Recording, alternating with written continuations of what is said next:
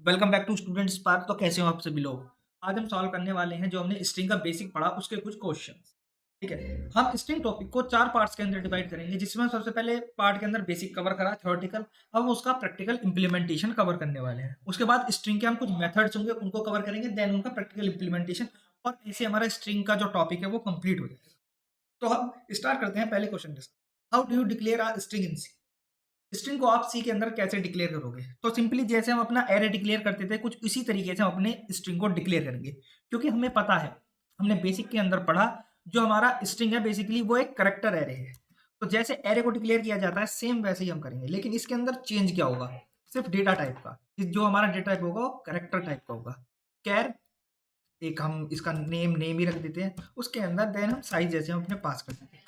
तो इस तरीके से हमारा जो एरे मतलब करेक्टर एरे है यानी स्ट्रिंग जो है वो डिक्लेयर हो चुका है। नेक्स्ट क्वेश्चन क्या है?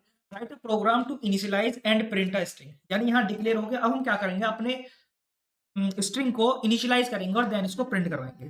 तो इनिशियलाइज करने के लिए मैंने आपको एक तरीका बताया था, कैर नेम लिख के, मतलब कैर फिर यहाँ पर अपने स्ट्रिंग का नाम, नेम टू वो हम लिखेंगे is equal to double quotes के अंदर अपनी स्ट्रिंग को सेव कराएंगे। तो हम लिखते हैं राम।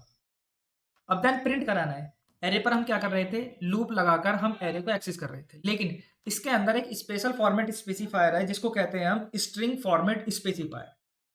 जो हमें पता है हमारे स्पेसिफायर्स फॉर्मेट स्पेसिफायर जो होते हैं वो परसेंटेज यानी मॉड्यूलो ऑपरेटर से स्टार्ट होते हैं। तो इसके अंदर एक है उसको हम कहते हैं मॉड्यूलो, फिर उसके बाद एस लगाते हैं। तो इसके क्या होता है हमारा, हमें बेसिकली अपना लूप लगाने की जरूरत नहीं है। ठीक है, लूप लगाने की जरूरत नहीं है। हम उसको क्या है डायरेक्टली प्रिंट कर सकते हैं। तो हमने नेम टू के नाम से है उसको हम प्रिंट कराएंगे। तो कोड रन कराते हैं कंट्रोल प्लस और। ठीक है, ओके। कुछ दिक्कत आ रहे हैं करेक्टर नेम, हाँ। इसके अंदर हमने, क्योंकि हमें पता है एक एरे है तो हमने ये लगाया नहीं, तो अपने स्क्वायर ब्रैकेट्स हमने लगाए नहीं। देन रन करते हैं अपने कोड को। प्रिंट हो चुका है राम। अब चलते हैं अपने नेक्स्ट क्वेश्चन की तरफ। Why is null character use in string. तो बैक स्लैश और जीरो बेसिकली नल कैरेक्टर क्यों यूज होता है? तो नल कैरेक्टर हमारे कंपाइलर को बताता है कि हमारी स्ट्रिंग कहाँ पर एंड हो रही है। तो इस कारण एक और चीज होती है इसके अंदर, क्योंकि हमारा नल कैरेक्टर भी होता है स्ट्रिंग के अंदर, तो ये क्या करता है, ये भी 1 बाइट की मेमोरी स्टोर करता है। तो जैसे यहाँ 10 है, तो इसके अंदर क्या होगा, इसके अंदर केवल 9 कैरेक्टर्स को हम स्टोर करवा पाएंगे, और एक जो होगा वो हमारा नल कैरेक्टर होगा। नल कैरेक्टर होगा, 9 कैरेक्टर होंगे और एक नल कैरेक्टर जो कि बताएगा स्ट्रिंग को कि हाँ भाई, कंपाइलर को बताया कि हमारी स्ट्रिंग जो है एंड हो चुकी है। इस वजह से हम नल कैरेक्टर को यूज करते हैं। अगला है take string input using scanner. तो इसके अंदर हम स्कैन ऐप से क्या है, जब यहाँ तो हमने डायरेक्टली इनिशियलाइज कर दिया, तो हम इनपुट क्या लेंगे, अपने स्कैन ऐप से हम इनपुट लेंगे। तो उसके लिए हमें स्कैन ऐप सबसे पहले बना देते हैं, प्रिंट ऐप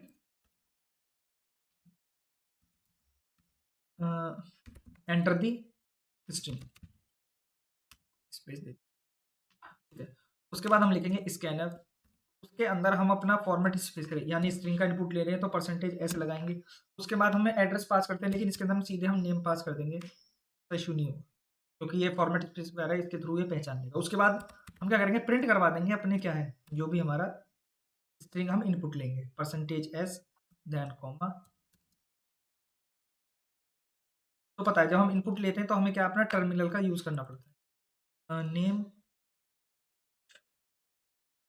हो रही है क्या, हाँ, नेम टू नाम का कोई वेरिएबल यहाँ पर है ही नहीं बेसिकली।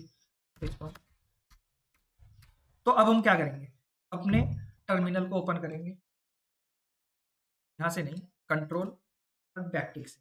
तो टर्मिनल हमारा ओपन हो चुका है। सबसे पहले आपको क्या करना है, जीसीसी जो आपकी फाइल का नाम है, फाइल का नाम डॉट सी करके आपको कर लेना है। देन उसके बाद आपको क्या करना है, dot backslash A dot E X E. ठीक है, उसके बाद आपका एंटर दी स्ट्रिंग। तो स्ट्रिंग हम क्या डालेंगे, आर एम डाल लेते हैं। देन उसने प्रिंट कर दिया क्योंकि कर लिया। अब बात है कि आखिर अगर हम अगला क्वेश्चन देखें तो हमारा अगला क्वेश्चन है fgets, take string input using fgets. अब जो हमारे पास स्कैन एफ है तो हम एफ गेट्स को क्यों ले रहे हैं। मान लीजिए हम दोबारा से अपना इनपुट लेने की कोशिश करते हैं, ए डॉट ई एक्स। तो इसके अंदर अब हम क्या करेंगे, राम श्याम, लेकिन यहाँ पर जो प्रिंट हुआ वो राम हुआ। तो स्कैन एफ में बेसिकली क्या होता है, जैसे ही हम बैक अपना स्पेस दे देते हैं तो वो केवल स्पेस से पहले का ही जो इनपुट हमने दिया होता है उसको रीड करता है, बाद का रीड नहीं करता। तो इस वजह से हमारा पिक्चर में है हमारा एफ गेट्स। तो एफ गेट्स को कैसे यूज करते हैं चलिए सीखते हैं। हम यूज़ करेंगे अपना fgets। तो fgets का सिंटैक्स मैंने आपको बताया था, नहीं बताया? मतलब बताया था, आपको अगर याद नहीं है तो उसको आप देख लीजिए।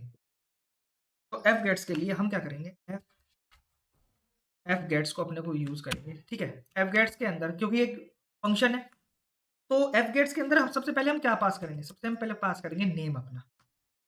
उसके बाद आखिर हमारा साइज़ कितना है, ताकि ये साइज़ से ज़्यादा लेना, ठीक है? जैसे ही साइज़ है उसके हिसाब से ही ये क्या ले, इनपुट ले। उसके बाद हम करेंगे stdin। ये बेसिकली एक प्रॉपर्टी होती है, इसका मतलब है कि अगर स्पेस है, स्पेस को भी ये काउंट करेगा। यानी मान लीजिए 10 कैरेक्टर का एरे है, तो उसके अंदर एक तो हमारा नल पॉइंटर का हो गया, एक स्पेस नल पॉइंटर का, तो 9 कैरेक्टर है। तो इसके अंदर हम बेसिकली अगर हमें स्पेस देके यूज़ करना है, जो स्पेस होगा वो एज़ अ क्या है, कैरेक्टर काउंट होगा। तो सिंपली वही टर्मिनल ओपन करके पहले सबको क्लियर कर लेते हैं।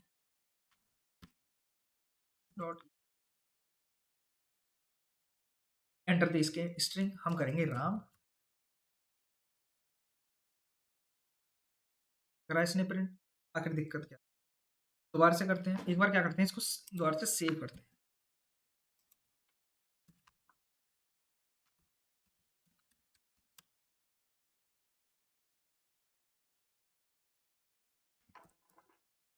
राम श्याम फिर से ही हो रहा है, फिर दिक्कत क्या है? एक बार करते हैं, इसको अपना क्लोज करते हैं, देन वीएस कोड को दोबारा अपना ओपन करते हैं। Fail to install VS code update, okay. इसको डिलीट करते हैं पूरे साइकिल में, a.exe इसको भी डिलीट करते हैं। टर्मिनल अपना ओपन करते हैं, उसके बाद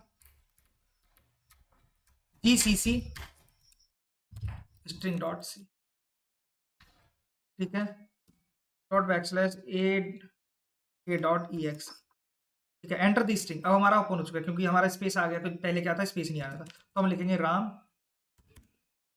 राम श्याम। तो क्या हुआ, राम श्याम हमारा पूरा प्रिंट हो चुका है, ठीक है। एफगेट्स हमारा कैसे वर्क करता है, सबसे पहले उसके अंदर अपने करेक्टर एरे हैं उसका नाम डालेंगे। देखो इसके अंदर आ भी रहा है आपका 9 करेक्टर 1 नल करेक्टर। फिर उसके बाद इसका साइज डालेंगे कि हाँ भाई 10 साइज का है। stdin बेसिकली क्या है, एक फंक्शन है जो कि क्या करता है, जो कि हमारे कंपाइलर को बताएगा कि आपको जो स्पेस है वो भी रीड करना है।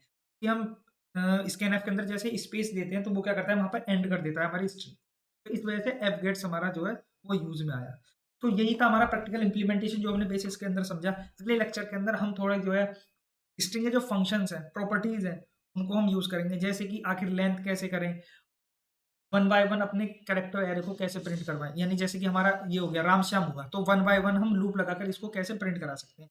तो अगली वीडियो में मिलते हैं, वीडियो अच्छी लगी तो लाइक करना, चैनल को सब्सक्राइब